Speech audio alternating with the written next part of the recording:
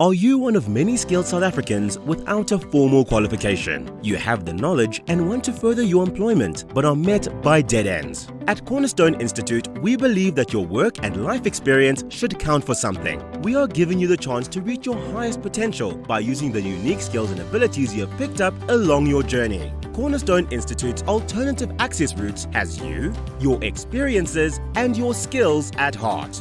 If you are a past student looking to return to learning, or if you've gained experience through employment and want to or need to have a tertiary qualification to continue working, your relevant work experience and prior learning can now be assessed and may even count as an exempting part of your qualification.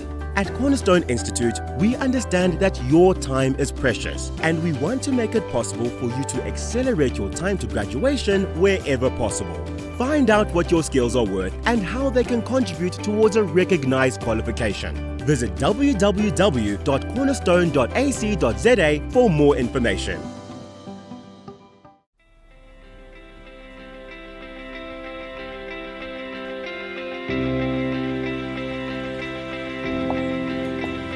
My name is Kumo Apani. I am a registered counsellor. I've been in practice for 2 years and I'm a graduate of Cornerstone Institute.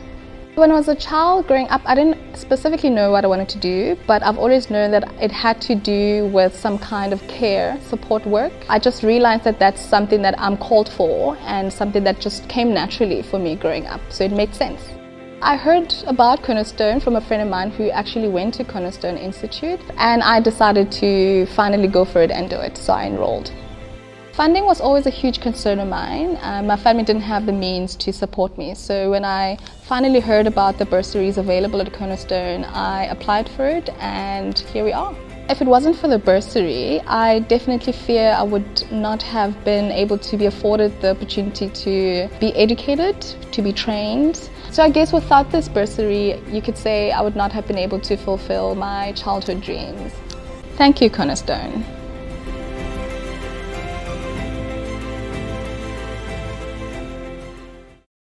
In this time of great uncertainty, let us help you focus on one of the things you can be certain of: your education.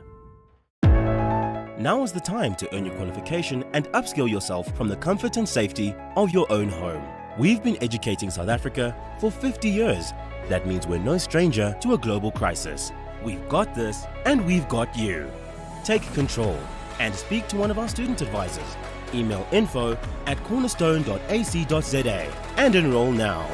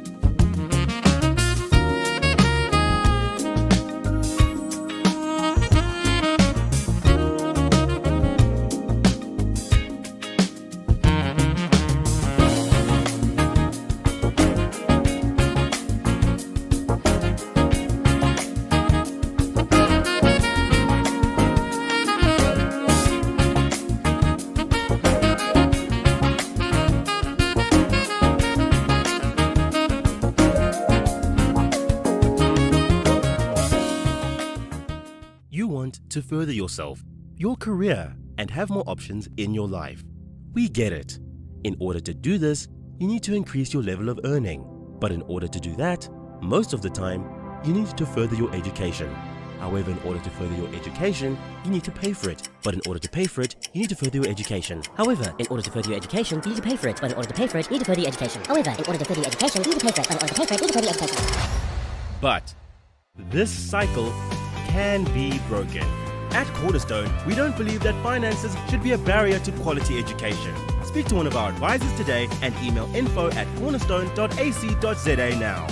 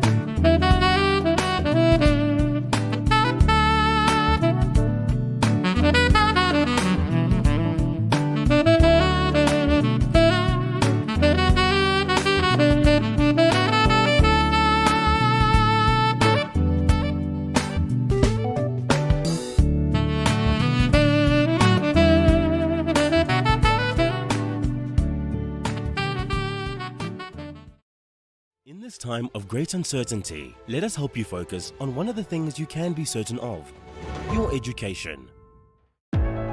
Now is the time to earn your qualification and upskill yourself from the comfort and safety of your own home. We've been educating South Africa for 50 years. That means we're no stranger to a global crisis. We've got this and we've got you. Take control and speak to one of our student advisors.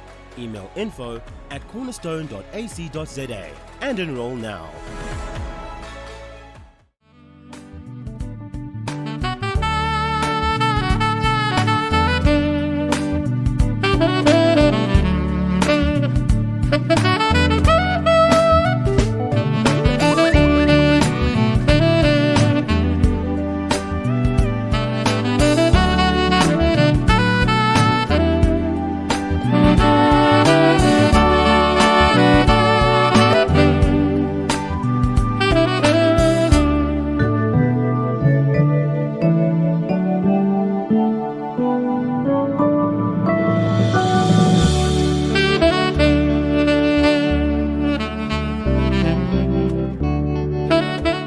My name's Emily Fosler. I'm the Journal Manager at Cornerstone Institute. We've started the African Journal of Non-Profit Higher Education. My name is Stephen Langtree. I've been with Cornerstone for just over a year, and I work as the institutional advisor on the African Journal on Non-Profit Higher Education.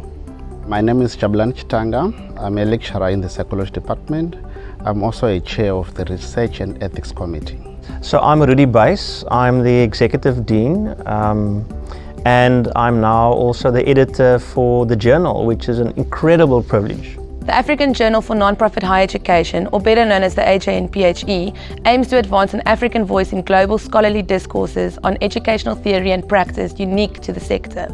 This journal is not only exclusive to Cornerstone, it's open to everyone. It's an international journal, not only for South Africa, so anyone can publish in it.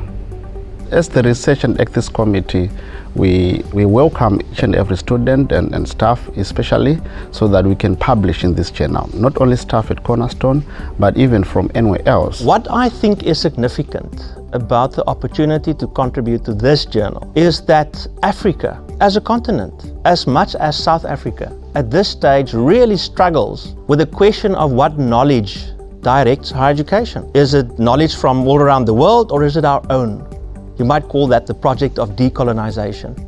And very simply put, what that means is that when you're from Africa and you know the issues of Africa, that you write about them. And so what is exciting for me, and I think significant of this journal, is that it will give Africa voice. That is a project of decolonization. So the contributions we're looking for include sort of original journal articles, and all our journal articles which are original will be double-blind peer-reviewed. And then we also look for book reviews and journal articles or book chapters which have been published previously, which we'll republish in the journal as well. One of the most important things of such a journal is how you manage the oversight of a journal for quality purposes, for scholarly quality, for publication quality, for participant quality, and so forth. The way we do it is, of course, as per normal, with an editorial board that directs, the themes of the journal, and so we have an internal ethics, research and ethics committee of our Senate that also has oversight. And then, of course, in our editorial team, we only use professionals and specialists in the field. And when you mix those three things, the journal is going to be brilliant. Please write for us. Well, anyone who wants to contribute to the journal, I would encourage them to make a submission. We do give feedback on an original submission, and because it's peer-reviewed, you'll get valuable feedback. So even if it doesn't get published, I think it will help you for future attempts to get published. If you have any questions regarding submissions or any other questions, you can contact me via email, journal@.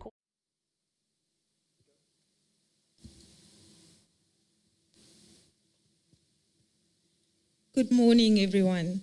Welcome to our second day of Reclaiming Agency. And the program of the 3 days is focused around the theme using leadership as a mechanism to reclaim our futures. Today, this morning, our session is on leadership and the family structure. I'll welcome you to the session and trust that you'll be enlightened and enthused and encouraged by the dialogue that proceeds from now. Thank you. Hi everybody, my name is Sharon Melrose and I will be facilitating the session on leadership and the family structure. Thank you very much for being here today. I'm going to introduce my panel. At the end there I've got Christina Nomdu. Christina is the first ever Commissioner for Children in the Western Cape, appointed the 1st of June 2020. Congratulations on that. She's currently studying, doing her PhD in child rights, and she's got 30 years professional service. So we look forward to what you have to bring to the discussion. And then we've got Candice Walker. Hi, Candice. Candice is a social worker in private practice, and she's the founder of the Centre for Care and Contact. Her field of speciality is the contact mediation, family conflict resolution, family disputes, social worker, but she also has a master's degree in family law. And she didn't want me to say this, but she's also busy with her PhD in child and family studies. And then we've got Danny here, Danny Musaji. Danny is the director of Arise, social worker, and she's got a master's degree in social policy and management and has a lot of experience working with children and families in the Cape Flats area. So she's going to give us information about what the families look like there. So welcome to all of you. Thank you very much for participating. I'd like this to be an interactive discussion. So I'd like each one of you to just explain a little bit about what the families look like that you are working with, that come to your offices. Hi everyone, thanks for having me here this morning.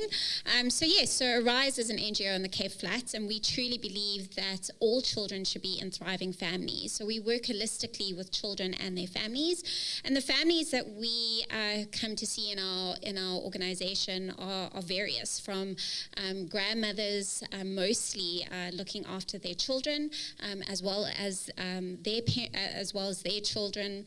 And a lot of the parents are unfortunately struggling with substance abuse as well. We see a lot of single parents as part of our families, as well as one or two child-headed households as well.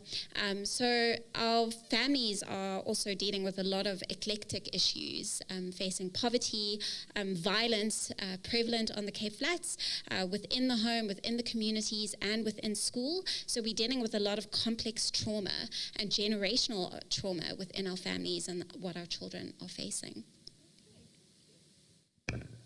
Hi, good afternoon everyone. I'm quite honored to be here and be seated next to these ladies of influence, or women of influence.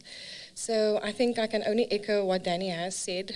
Centre for Care and Contact, based in Balha, and I'm also born and bred from Balha, and so it's a community that's really close to my heart. And even though I'm in private practice, we've pretty much dealt with the same types of families and the same types of cases where families are concerned and challenges. I think that Centre for Care and Contact, and you alluded to this, looks at the holistic well-being of families, and that word holistic speaks to considering something in its entirety and not only in its parts. And I would usually say to students that you might be presented with a client that has a certain problem, but you cannot consider whatever that problem is without the context of family and where that person comes from. And I think one of the fundamental things that we believe at Centre for Care and Contact is that you and we exist with this humanistic need for connection with others. I believe that connection starts within yourself. So who are you? What defines you? What makes you who you are? And then extends further to who are those closest to you? Usually it would be family, and then even into a broader context such as community. And understanding that and having a sense of self-awareness and effective relationships in your life is going to determine just how successful you're able to be. And so in essence, it is about building and having healthy relationships. So that's at least what we believe. And so the more you're able to build on functioning and healthy relationships in your life, I believe that you would have, in essence, mastered life. Yeah.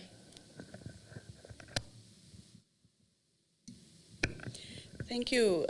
In my office as the Commissioner for Children, I work directly with children. So I have a group of children called the Child Government Monitors. And we engage with each other on WhatsApp and inform each other about the lived realities of children across the province.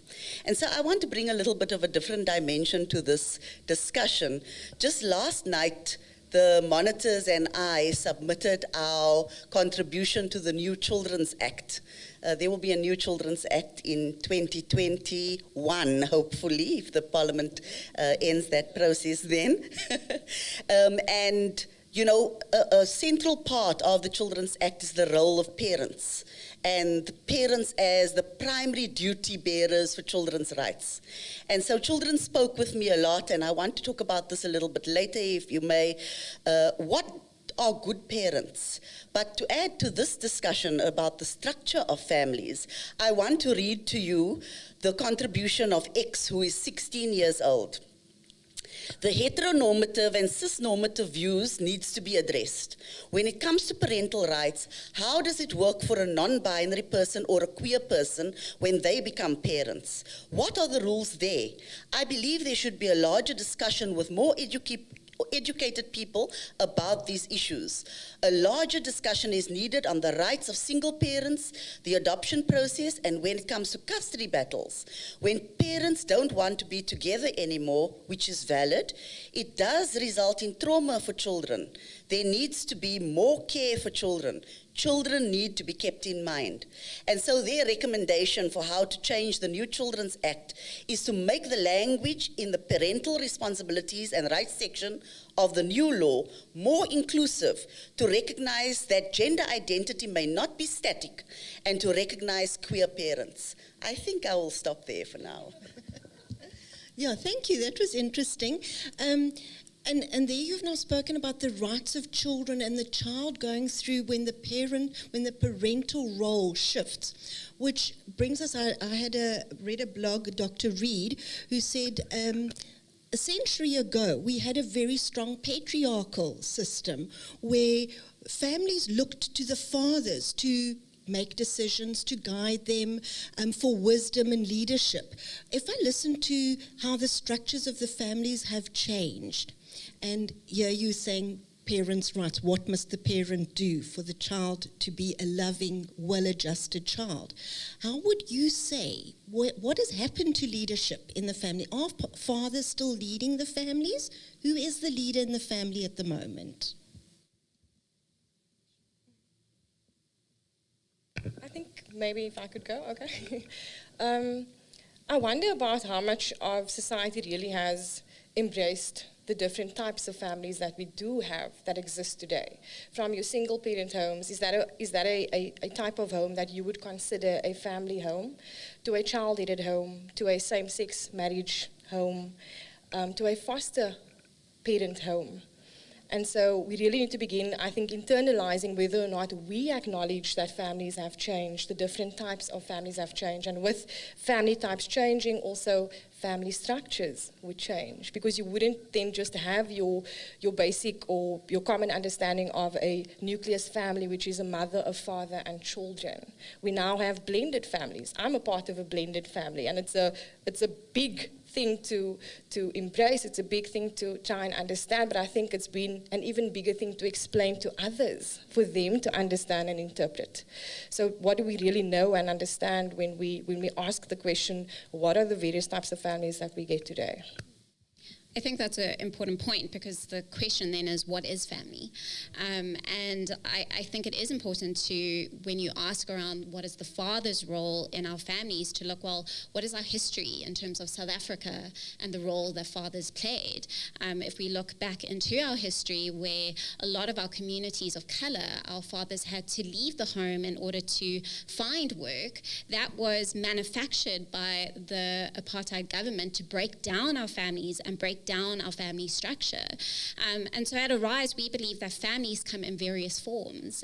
But what is the essence of family is that connection that Candace was talking about, is where's your sense of belonging? Where's that nurture, that love? And how are you leading that as parents? And I think if we get to the core of attachment, belonging, how do we communicate as a family? That is the foundation of any family that we work with.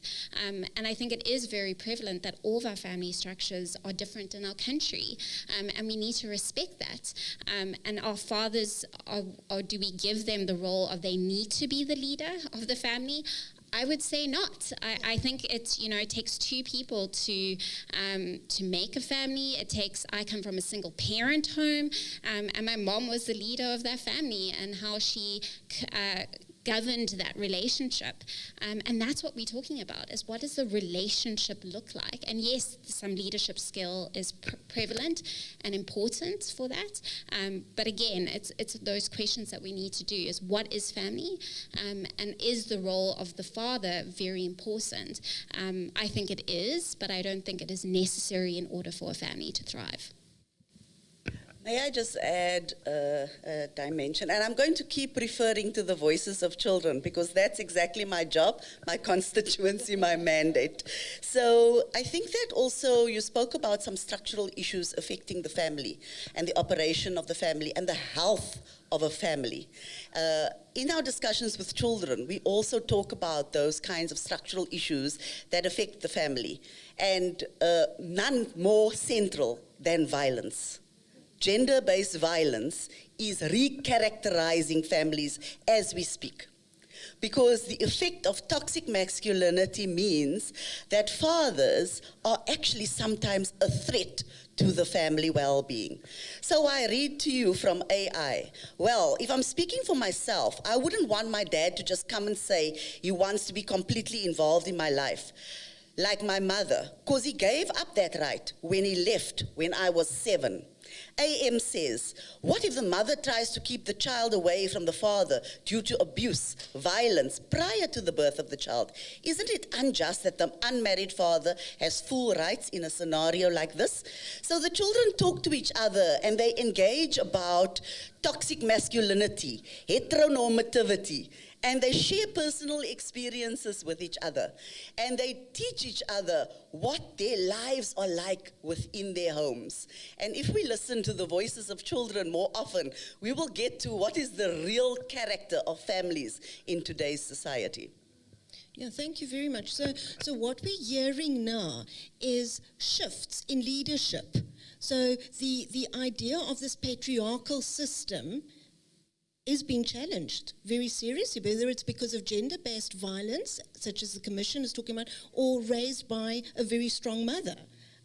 Leadership is different. So in your practical experiences, how do we then address leadership in the family structure? Do we normalize alternate leadership?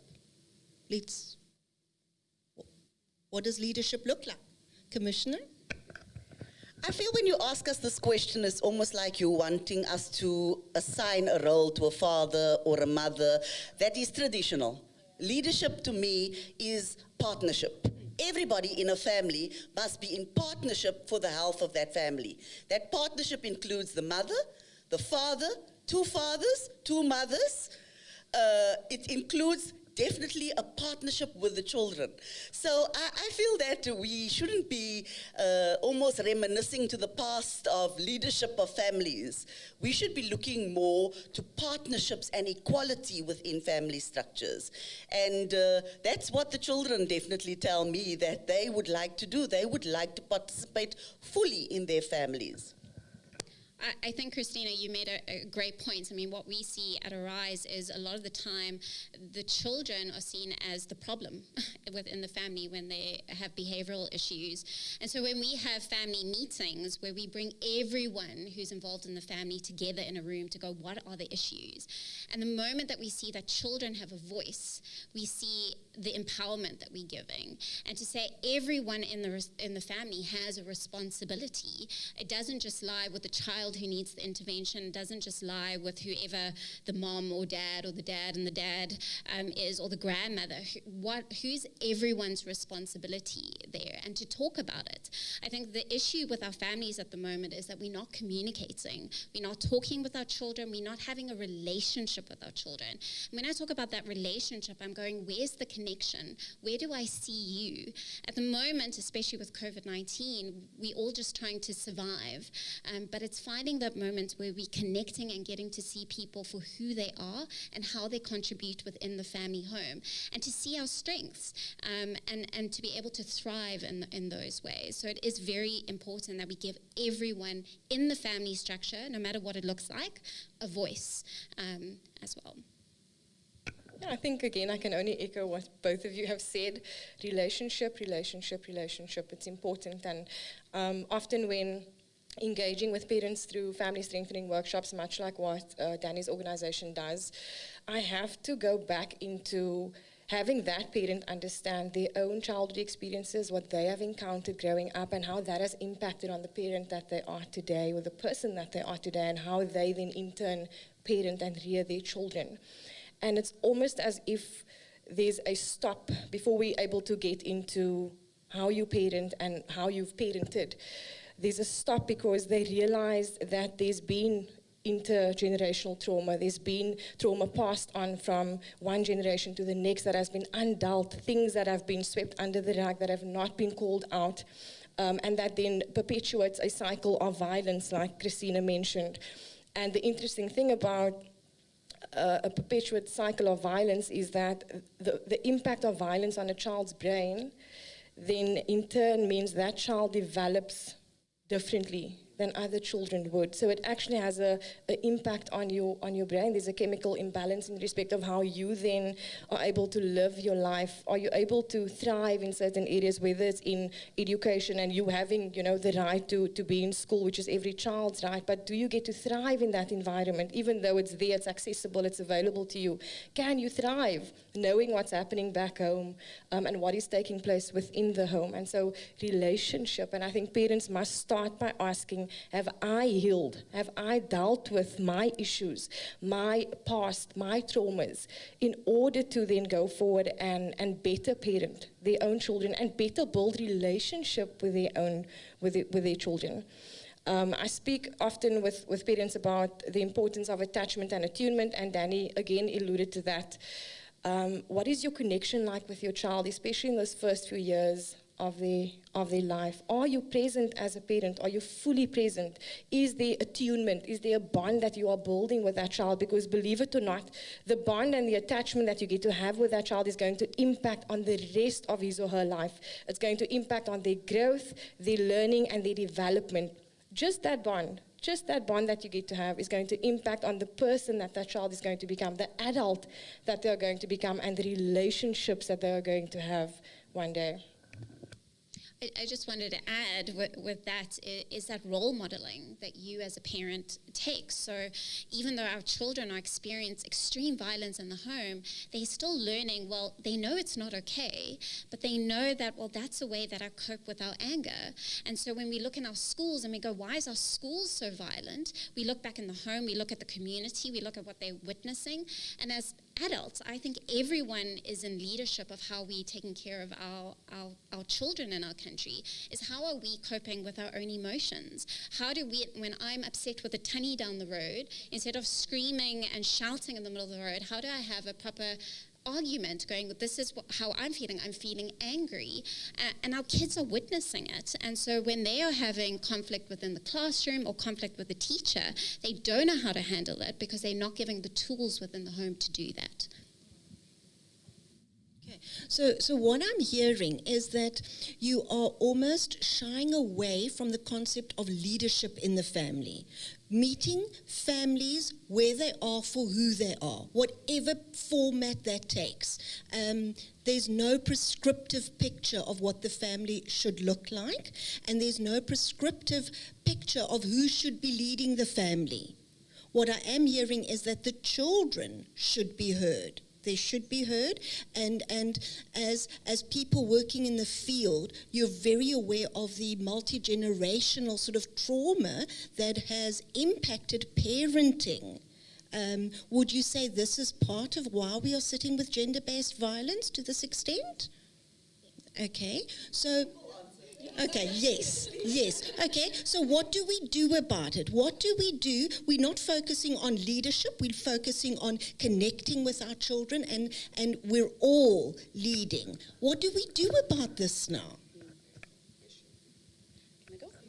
Okay, so, as the commissioner, what I've decided to do is not to sit in an office in the center of Cape Town and presume to know what lives and families are like across the province. I've decided that I need to go to where the communities are. And so even 3 or 4 weeks ago, I was at the border of the Northern Cape and the Western Cape in communities known as Molsvlei and Stofkraal. You didn't even know these places exist because, for example, Kliprand is a community 80 kilometers on a gravel road from the N7. 80 kilometers. There is nothing and nobody around them. It's a closed, remote community. How would I have known what families are enduring unless I went there myself?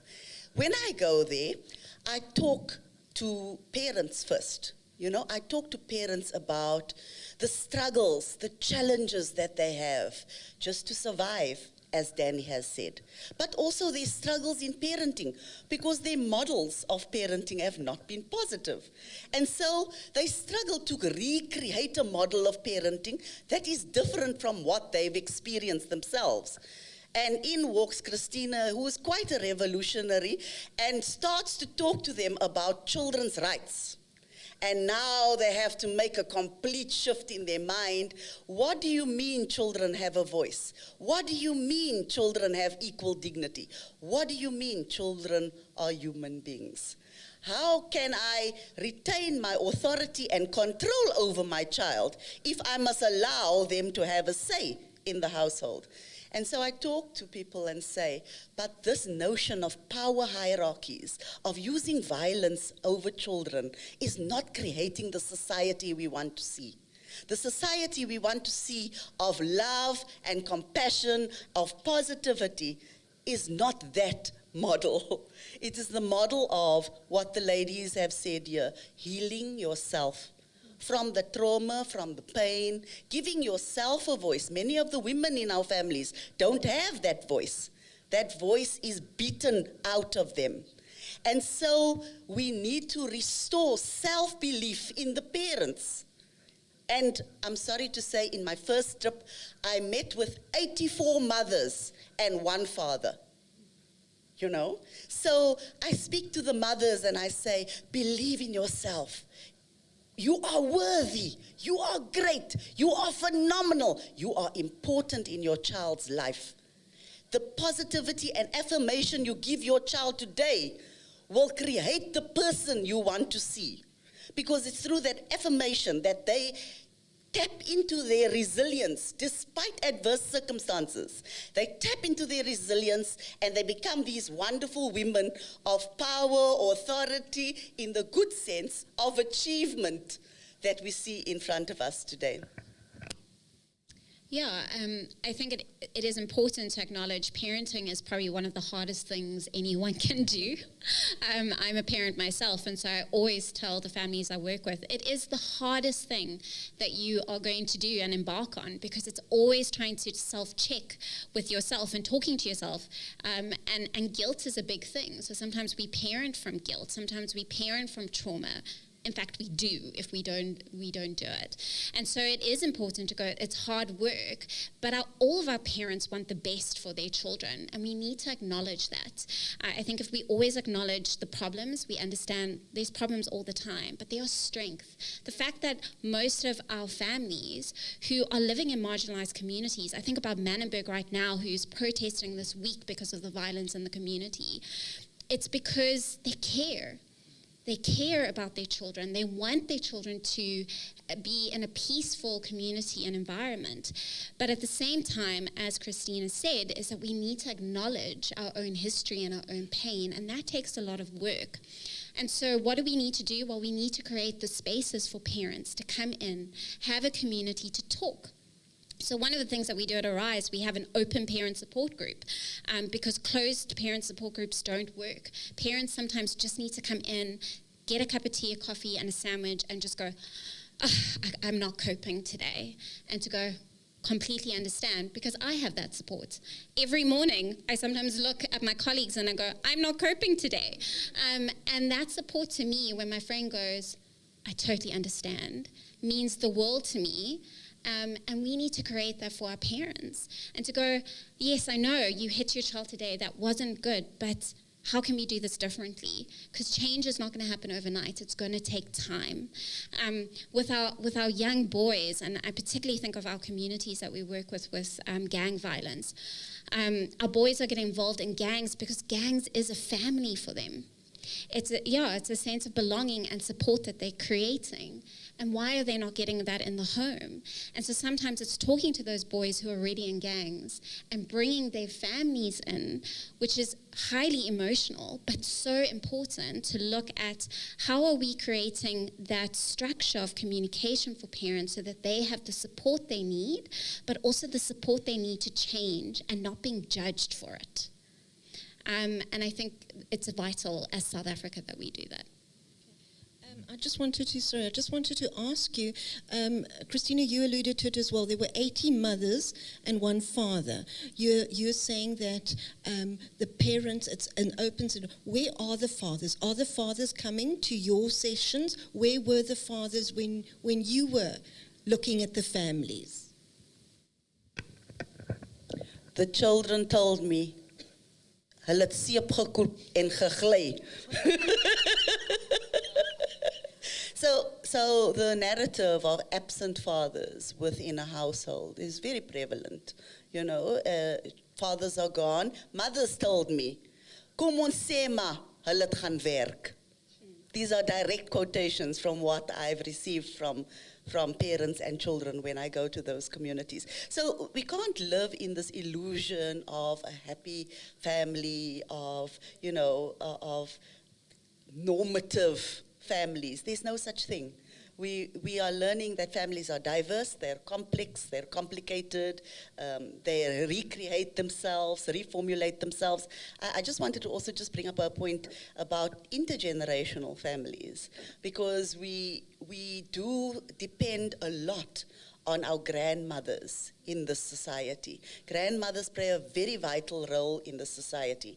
And in fact, yesterday or the day before, Judge Jody Collipin recognized a grandmother as the primary parent of a child. So that is a shift in how we think about who a primary parent is. And so this discussion is so very wonderful, because all of us have sort of new and nuanced information about how families look. Maybe I could throw a spanner in the works here. So at Center for Care and Contact, care and contact is a legal term or used in legal terminology, and it's centered on the direct care and contact that parents get to have or exercise in respect of their children. And so at Center for Care and Contact, we do a lot of mediation, and what that looks like practically is working with mom and dad, whether it's an unmarried father by law or a divorced couple, around working out care and contact arrangements. And I must be honest with you, 90% of the cases I work with are fathers fighting to see their kids. So it's not necessarily the narrative or the reality that fathers are not around or that they are absent. They are fathers, and perhaps they are the minority, fighting to see their children. Fighting mothers in respect of their own past relationship that didn't work out, or manipulation that's present, parental alienation that exists, fighting to see their kids. Yeah. What we find is the majority of we call them caregivers, not really parents, that come to our parenting support groups are grandmothers, and a few mothers and a few fathers, but really to work with the fathers in terms of changing their narrative and their perspective of their role in the family, particularly pertaining to a child and the behavioral issues. They're like, oh no, it's the mother, she's in control. And they're like, no, you've got to come too. And that's why we also do home visits. So we're connecting with the family, that we are able to talk to the fathers as well, and being able to go, hey, here's an opportunity to have your voice heard. What is your perceived idea of what's happening here? And also you need to take responsibility. And usually when we have just frank conversations, fathers are like, okay, let's do it. But also it is also important to know a lot of our fathers also are trying to look for work. So it's not that they don't want to be part of the parenting group, it's actually that in terms of economics, they're trying to actively look for work. I also have a positive father story that I can share from my travels. And you are correct, we must put it in context. Toxic masculinity affects many men, but not all. And I see the next generation transforming those narratives as we speak. Fathers going to swimming clubs with their little girls, and I think that's the biggest rave. Okay, in Pitsekloof, also one of those towns near the Northern Cape border, one of the boys that were selected as the child government monitor was the son of the only father amongst that 84 women that I saw. And when I went to sign the consent form for him to be a representative of the community, his father stroked his head and said, I am so proud of you, my son. I am so proud of you. He kept repeating that. So we have so much hope for new generations of fathers, but also old generations of fathers transforming how they're engaging with their families. Yes, I absolutely love that. So within the parenting workshops that we'd usually do, I focus particularly on attunement. what does attunement mean? Attunement speaks about the relationship that I get to have. So let's look at parent to child relationship. And I share with parents that attunement is built on 5 fundamental things. They're going to sound like very simple things, but if I'm going to allow you just a moment to take it in and ask yourself whether you've practiced those 5 things, I'd like to hear what you think or what you'd say. Soft tones, physical closeness, holding, smiling, and touch. Oh, beautiful. And 90% of the time, once again, they'd come back saying, I never even experienced that as a child, you know. I don't know when last I've smiled at my own child. They might think I'm crazy. In one of our workshops recently in the community of Delft, I worked with foster moms. And the one mom is quite loud, so that's how she believes she gets through to her foster kids, you know. She's loud, you'd hear her at the end of the road looking for you and calling out for you, and she says, Candace, so we're in the middle of the workshop, and she says, Candace, so yesterday, one of the kids are on the play park, and he's not supposed to be there, and she says, she walks very quietly, which is not what she would have done in the past. She walks very quietly and she calls him very quietly. She says her neighbors, her husband, even herself, and this child was very shocked and not understanding what was going on. Her husband said to her, is Jay okay? Are you fine? You know, because she had then realized that she never ever practiced soft tones. Okay, this is really interesting, but apparently we've got some questions from the audience. Yeah, so let's just see it. Testing the mic? Okay. First question. Thank you so much, ladies. This is wonderful, by the way. I don't even know if I want to interrupt because this discussion, so I'm a father of 3, 6, 8 boys and then 13 girl. Married for 16 years, happily, fortunately, and so I come from an environment that is good for my children. And so something that you mentioned kind of stuck home. First and foremost, as a male, thank you. Thank you for everything that you are doing. I am unbelievably, in fact, I lack the linguistic skill to describe how passionate I am about this subject. It hits home to me. But something that you said really hit home. You talked about parenting being the hardest thing. And what I'd like to do is maybe look at that from a different angle and hear your thoughts on that. Is that I think that there's something that's harder, and that is relationships with your spouse. Because I'm a firm believer that my daughter will learn how to be treated like by a man the way in which she sees me treat my wife.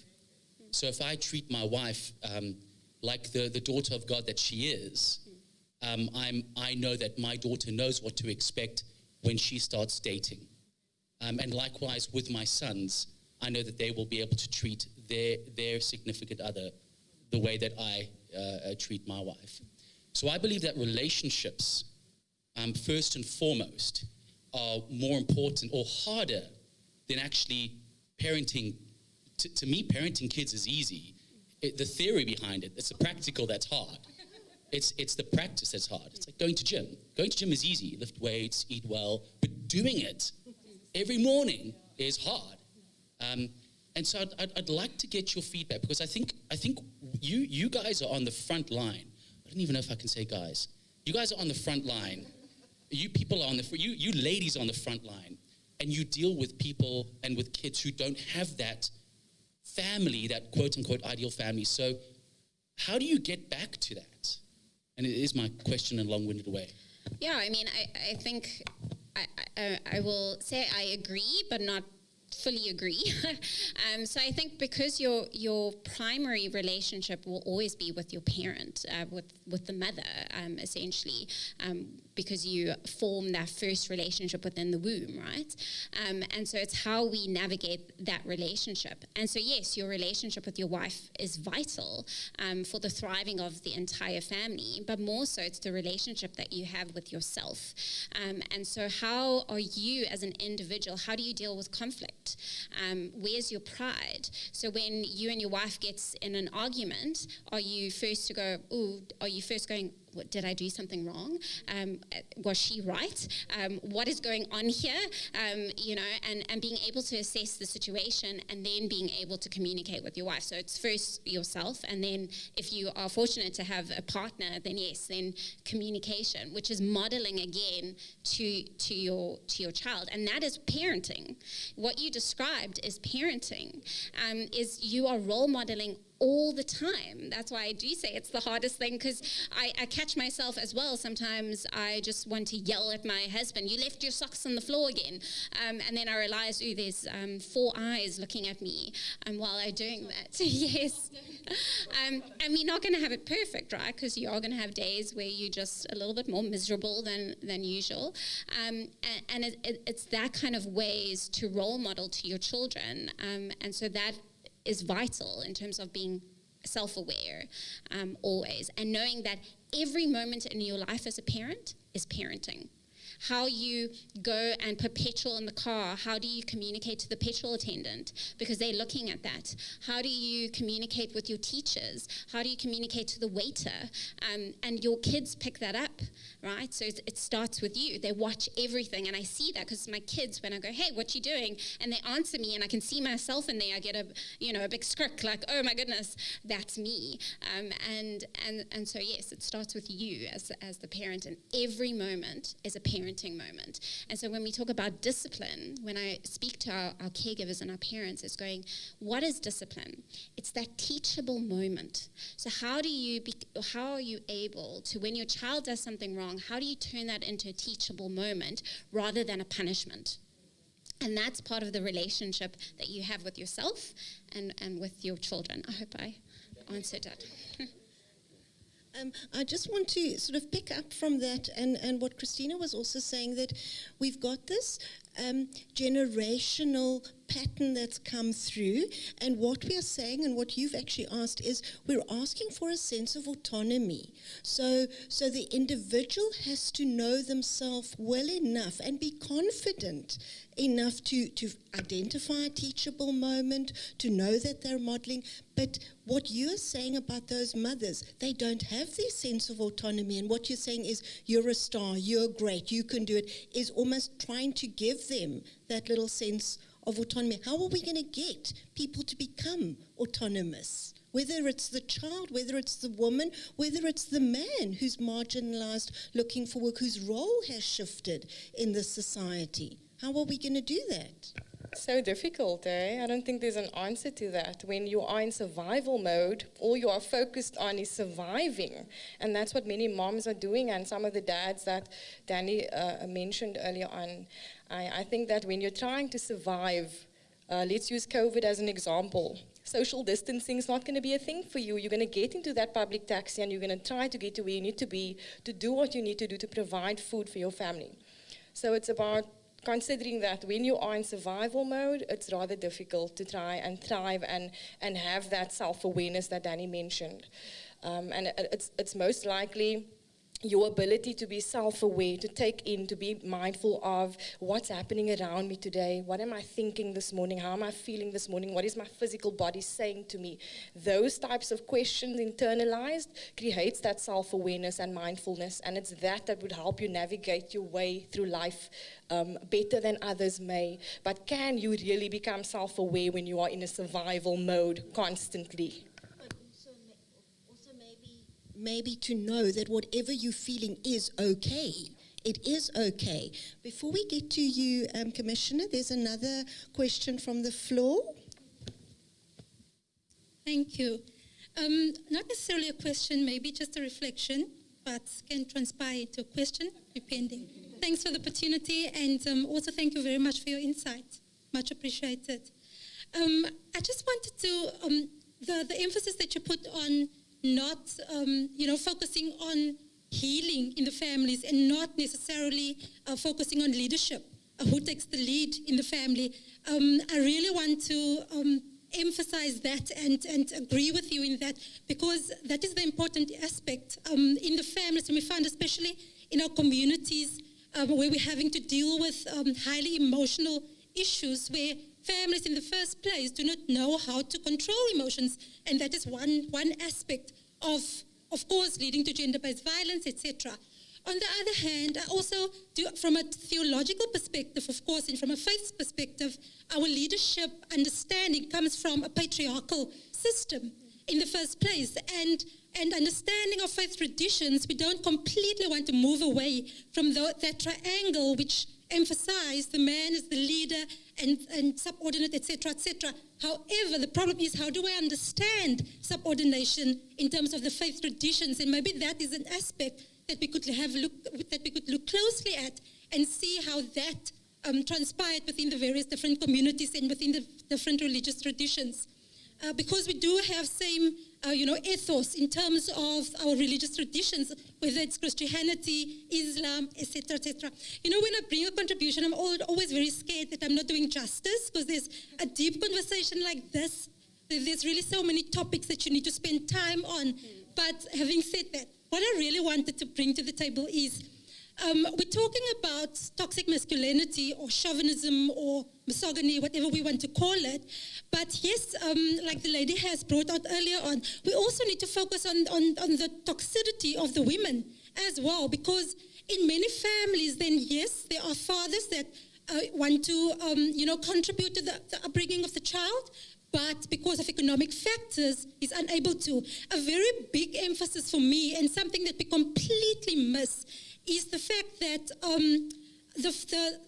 when a couple is married, when a child has grown up without a father, right, and the father has moved on, got married, he has his own family, he's got children, and they're all grown up. Then the grown-up child who has grown up without a father decide to, make amends, find the father, see how they're doing, say, hey, I'm here, I'm alive, I haven't heard of you for 30 to 40 years, but I carry no bitterness or harm or whatever the case may be.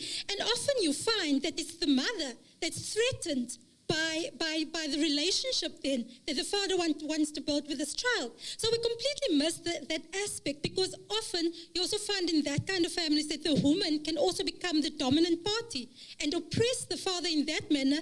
Then whereas when a child comes and says, let's build a relationship, then it's the woman in the family that says, but we deny the existence of this child completely. So that is another aspect, the religious aspect. Then yes, we can't say that the father is the leader.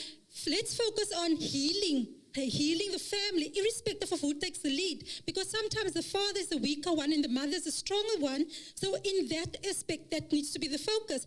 And the leadership role will transpire by itself. And that is my strong belief I would like to bring to the party. Thanks. Okay, thank you. Thank you for that. And you do raise an important question, ladies. When families are particularly religious, and as we said, irrespective of what particular religion, do you find that they do refer to sort of that patriarchal thing, that biblically it's spoken about, that the man is the head of the house? Does that sometimes influence? So that's the one question I'm taking from that. And then what I'd also like us to just address is to look at what you alluded to, this parental alienation that does alienate the father from playing a very active role in the upbringing. So could we just chat about those two components?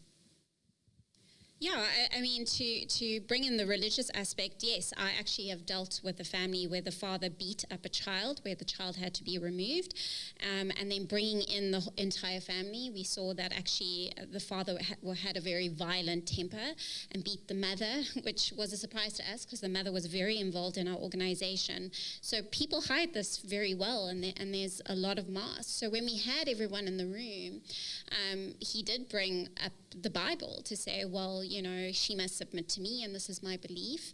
And so it's meeting your families of where they are at and bringing in those partnerships, and that's why I say we can't do this alone, and being able to bring in a pastor, being able to bring in the imam who believe in love and loving everyone, to be able to unpack that with them.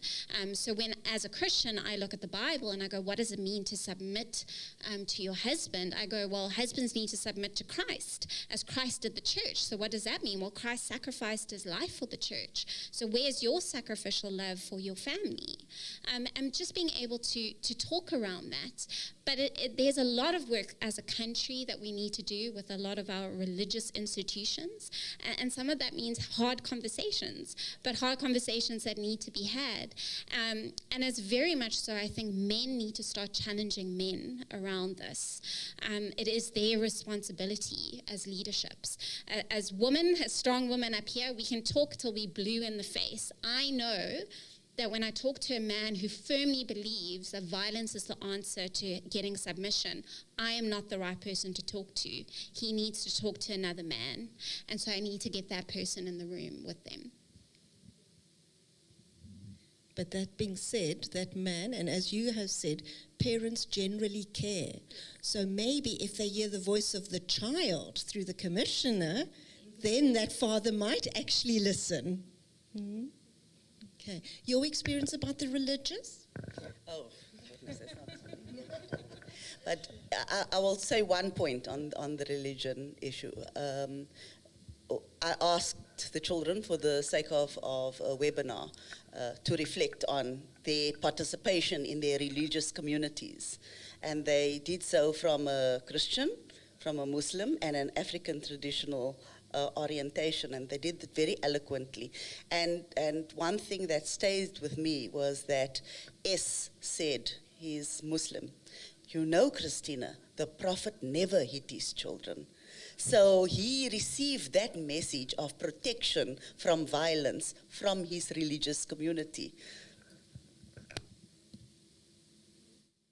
Okay, nothing. Okay, so we hear that there is this religious dimension that runs through, that definitely influences people and does allow for some sense of submission and almost gives authority to some aspects of violence, which will only be challenged when men start challenging men, or when loving, caring men listen to their children. That could possibly be challenged then. The other aspect that we're bringing up here is the parental alienation, which the question also was about. How rife is the parental alienation? To what extent are fathers being marginalized and willing fathers not being able to participate in their children's upbringing and in the family life? Well, I think from the point of that I made earlier on around the work that we do at Centre for Care and Contact, firstly, if you look internationally at this concept of parental alienation, you'd find that in many first world countries especially, it is a term that has been legalized and that you can sort of enter into a criminal proceeding on. But in South Africa, and in the context of South Africa, identifying that parental alienation is present or that it exists is rather difficult. Courts operate, or presiding officers operate as per what they believe or to their discretion is best in respect of that court that they man and that they have authority over. And so it's difficult to try and prove and provide evidence to show that parental alienation is at the forefront. I've dealt with some cases whereby family law attorneys would come in and they would say, Candace, I can see that this mother has alienated this child from the father. How do we now prove that that is the case? And even in instances where it's been proven, are there any consequences to those actions, you know? I'm presently dealing with a case at the High Court whereby we're wanting to prove that the mom did alienate the child. And so what are the consequences to those actions? Because the children are bordering on becoming adults now. The relationship with the father is completely ruined. And so you're asking, is full restoration really possible? And I always say to clients, I love the definition of restoring. It means to bring something back to its intended state, the way it was meant to be, meaning that child was meant to have a relationship with that parent. And so if you have robbed that child of that relationship, what does that mean for you? Shouldn't there be consequences for those actions? And it's tricky work. Families are tricky, as you can hear, because it's multifaceted. There's not one quick answer to any of it, because you're dealing with people, and everyone born in one family. So if you have a family of 5, everyone is unique. Everyone deals with things differently, and so you've got to be able to ensure that everyone's voices are heard, but also being able to work individually and as a group. And so I love what Candace is doing, because we're finding that a lot of times the courts go to Arise, and we'll have this wonderful family meeting. But what we always do is to go, we understand sometimes in terms of the mom wanting control, or sometimes it's because, you hurt me and I'm going to hurt you, and there's a lot of selfishness there, or there's legit reasons of going, well, he abused me and I'm scared.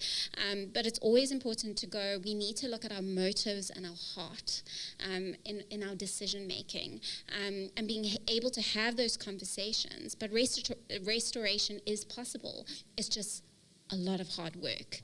And we need to, of all the conversations that we've been having, I keep going in my head going, this is why we need to ensure that we have funding in schools where we can have self-awareness courses and our life skills courses, that parents can also come to schools and have a safe space where they can have that support that they need. We need more psychosocial groups within our schools. It is vital so that we can start creating that support and that self-awareness in order to start changing, which takes time. Commissioner, in your work with the children and listening to the voices of the children, what were they saying about their fathers, other than hulle het wat gaan seep koop, wat het hulle gedoen? I can't quite remember that statement. Are they wanting their fathers to be held accountable? Do they want an active involvement with their dads? I think I would agree with what Candace said in this regard. That is the desired effect, that we want children to have relationships with their primary caregivers. It's very instrumental to their development. It's instrumental to their future and their prospects. So children understand that. They understand that, but they also understand that it's nuanced, that it's complex, that it's hard work, that it's not the same every day, that sometimes my mom is protecting me, but sometimes my mom is holding me away from my father. So it's not even the same every day for the same person or the same relationship. So all I can say about the fact is that children understand these nuances. They live these nuances. They need to navigate these nuances in the process of trying to create positive, healthy relationships with both or their primary caregivers. Thank you for that. There's a question from the floor. So this, we got a question from an online audience member who noticed that there are no men on this panel. And as the organizers of this particular panel and the overall Reclaiming Agency event, when putting this session together and doing research, it was quite hard to find men who work in this space. That's not to say that there are 0 men. It's just to say that there are not as many of them, and they were not as easily found. So my question is, why do you ladies think that there are not more men who work within this space? Thank you. I don't think that's fair, actually, because I know of very good organizations who do work directly with fathers, and Vessel from Sonke Gender Justice, an excellent person who understands parenting from a male perspective and who does work on fatherhoods, evidence-based work on fatherhoods. And so we could have very easily, included Vessel in this discussion, and it would have added so much value in terms of perspective. It's this thing about us cottoning onto narratives and then believing them. So there are positive men, there are men who work on positive fatherhoods in this country, and there's groundbreaking work being done in South Africa around this. So we have such a wealth of resources, I think, and so I would definitely refer your online viewer to the work of Sonke Gender Justice and their Fatherhoods project. I think they have fantastic contributions that they make in this respect.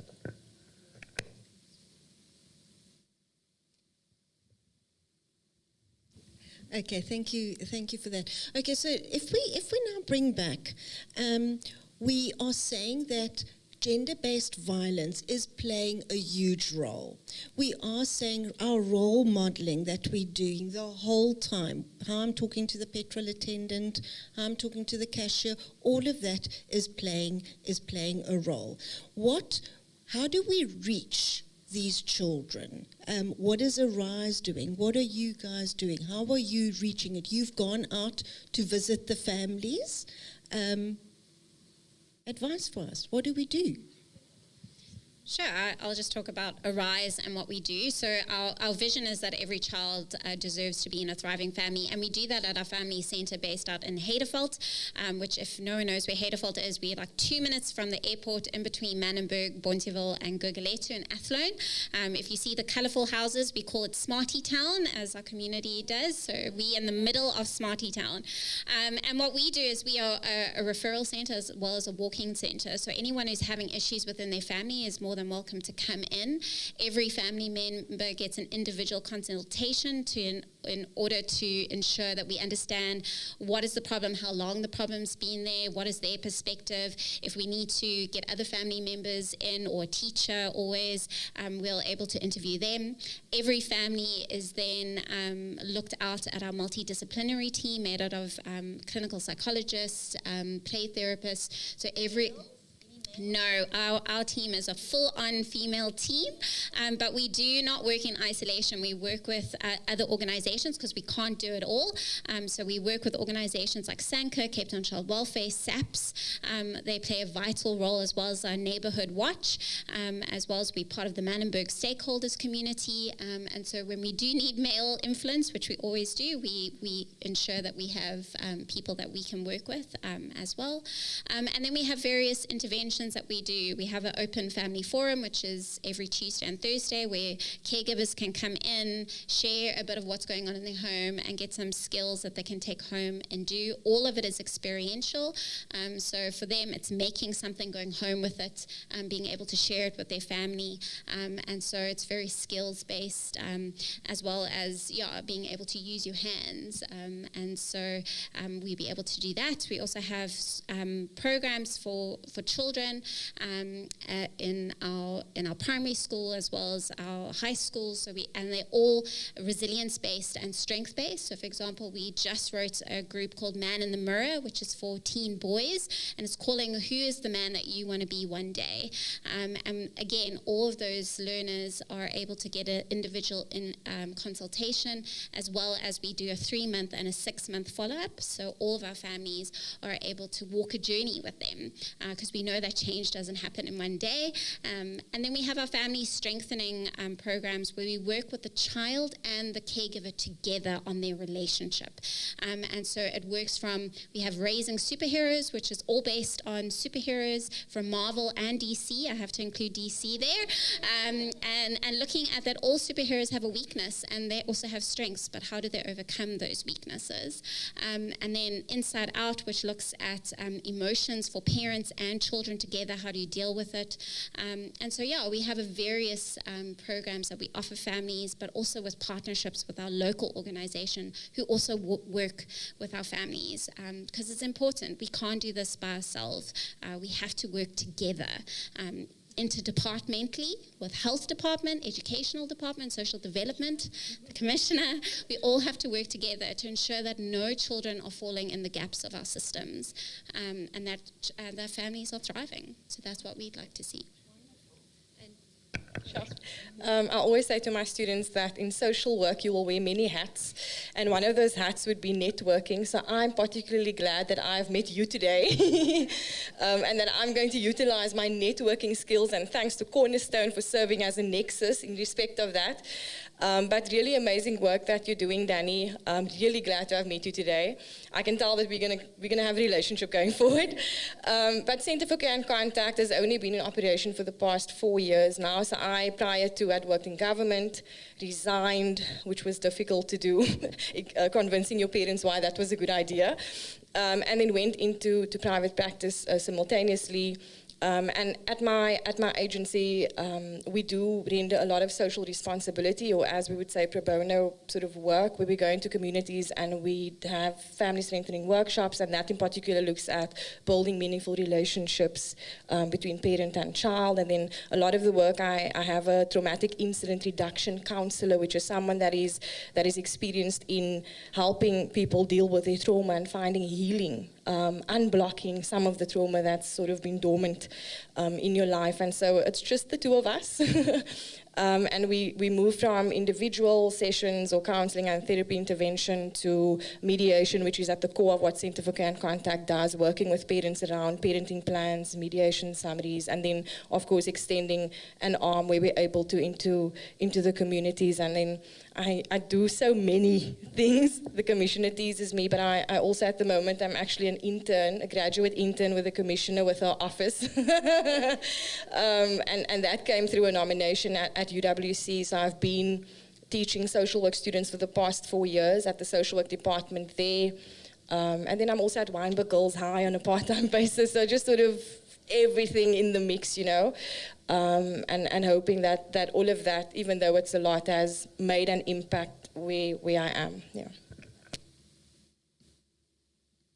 I think that my office is a bit of a different institution. So it's an oversight mechanism to make sure that government works properly. Which is what we need. So I have oversight over the departments of health, social development, education, sport and culture. And those are the departments that I say are so important for violence prevention, for child well-being, because we can work on the positive sides. If we work on the positive sides, we won't need to resort to the criminal justice sector. So my role is to understand whether they are doing their job properly.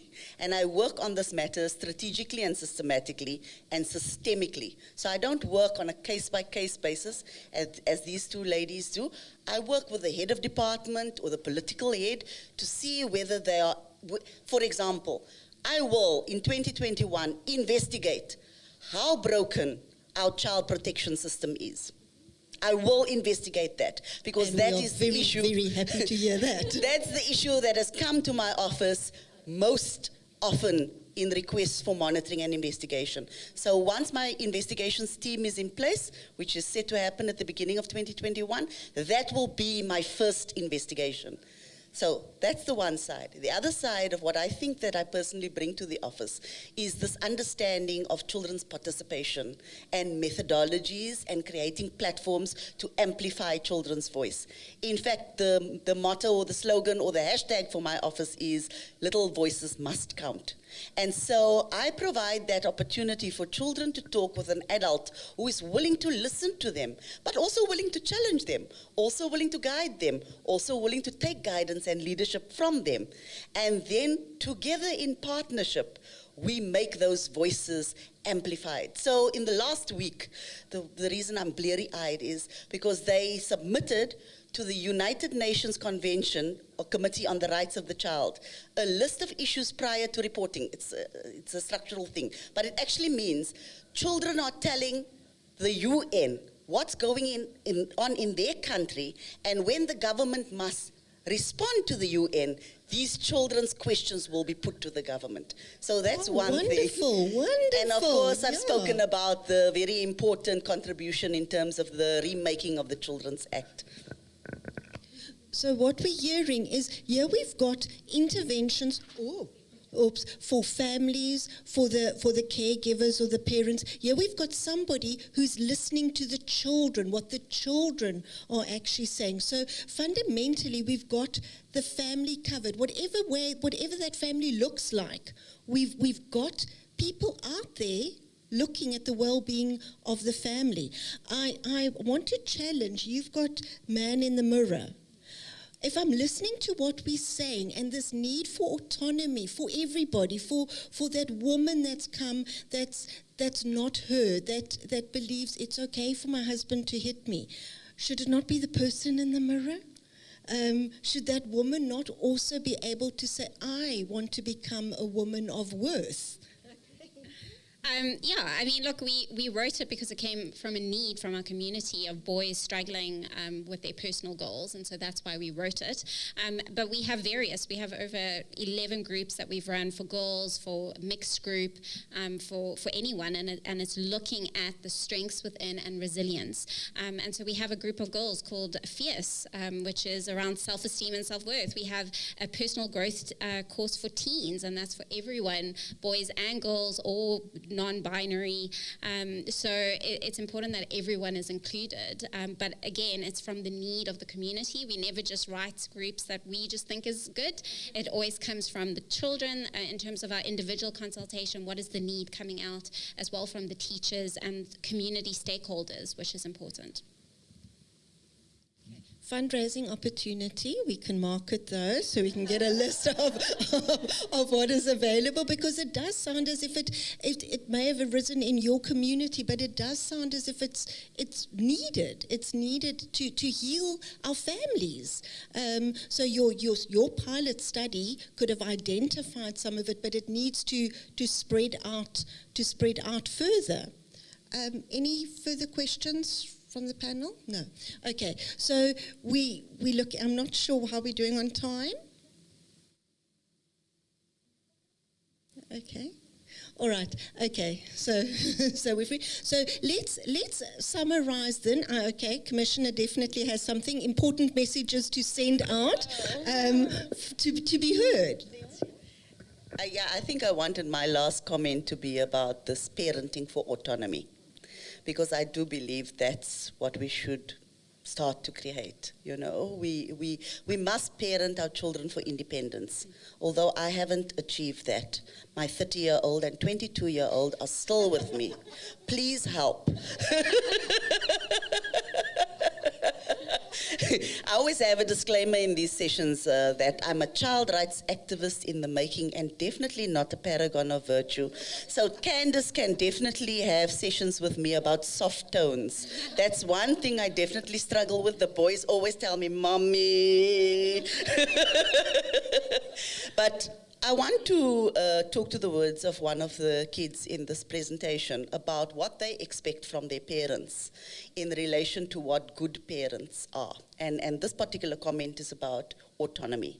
So V says, good parents are parents that let their children or child do what's best for themselves, as in their future, and reprimand them when they start going off lane.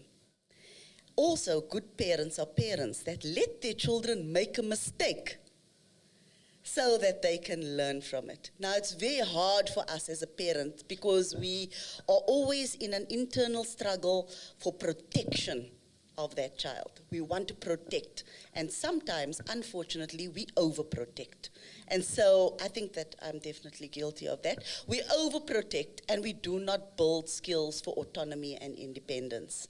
And so the children, these children, they are teens, are telling us, the children of the future want to be more independent from earlier on in their life, and they want to learn that skills from us.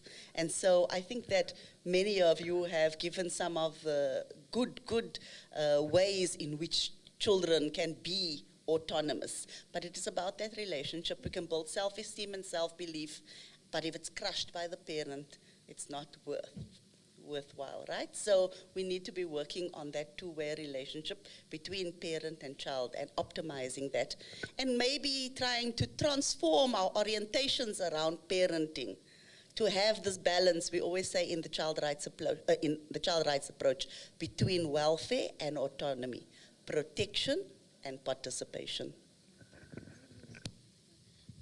As you just indicated there, what that child also said very clearly, wants boundaries as well, wants to do their own thing, but they actually want their boundaries.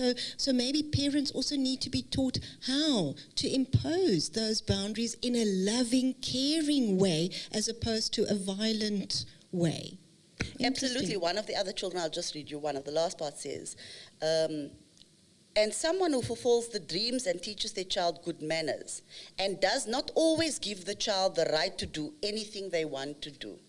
So children need structure, they need boundaries, they need guidance, they need support. That's our role as adults in the society. I'm not a person who wants children to take over the world. I'm a person who wants partnership and equality. I think a lot's been said, but I'll just maybe rest it on one sentence, and that is for parents to focus on connection and not correction. That if you are, as a parent, very authoritative, if you are disciplinarian, and that is sort of your entry point as a parent, remember that there needs to be a balance between your connection with your child, that intentional relationship that we've been speaking about throughout the session, in order for that discipline or that form of discipline to be effective. Often parents are just jumping in and you need to do A, B, and C, and I expect your marks to be A, B, and C, you know. But are you effectively connecting with that child? Because if you aren't effectively connecting, then all of what you're trying to do is going to be in vain. So it's always about connection and not about correction. Thanks. Yeah, I think, yes, a lot has been said and a lot to reflect on. And I think also as parents to know consistency is key, and to trust yourself with the skills that you are learning with whatever program that you are in or whatever books you are reading, whatever community. Consistency is key. And so if you know, you're listening and going, ooh, I need to spend quality time with my child because I haven't done that in a while, be consistent with that. All you need to do is 10 minutes every day, spend one-on-one with your child, just getting to know and let them lead the conversation. So again, giving children their voice, let them lead the conversation, and that's how you build a relationship. I always tell my parents, date your children. You know, when you started meeting your partner, you know, you got excited because they asked, hey, what's your favorite color? Or they text you randomly. Do that with your children. And, you know, part of the work that Arise does is our family center, but we also do adoption support. And so that attachment and that bond that we're talking about can be learnt and can be strengthened. And it's the dance between you. That's how we describe it at Arise, is the dance between you and your child. And so continue dancing, continue getting to know your child, and looking at that as well. And yes, as you said, we do offer training on our program, so watch out on our website.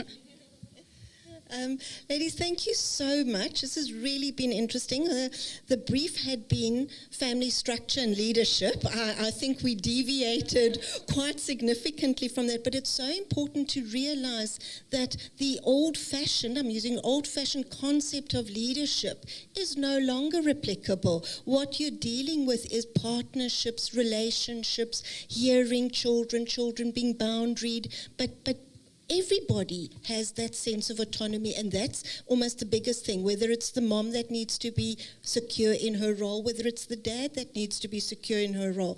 So leadership, we've got to change that. It's not the old-fashioned concept. I'm really, really grateful to hear the good work that is being done. That does give us hope, because I do think that we're in a current state where we look at what's wrong, and we're all so good at saying what is wrong and what's not working and what's broken. But can you hear the fixing is happening?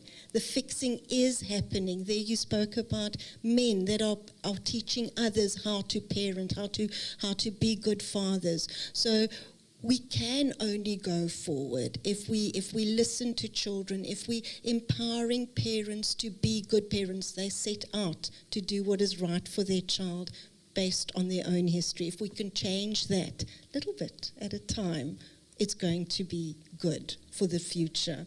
Okay, so thank you very, very much for your participation. Okay.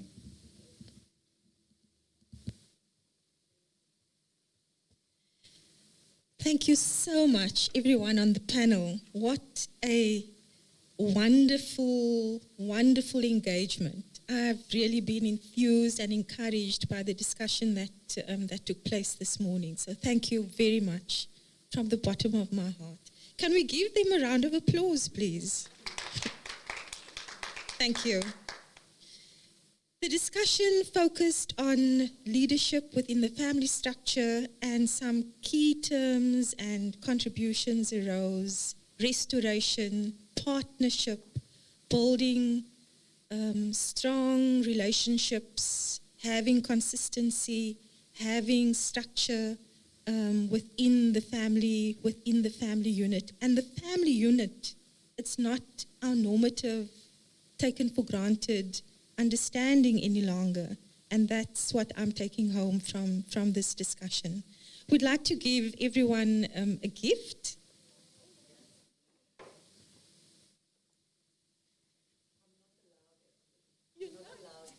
Oh, okay.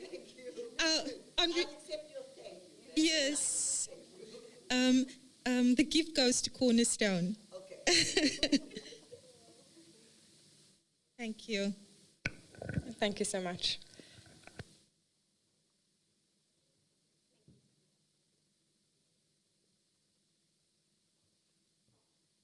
Thank you. And thank you everyone for joining.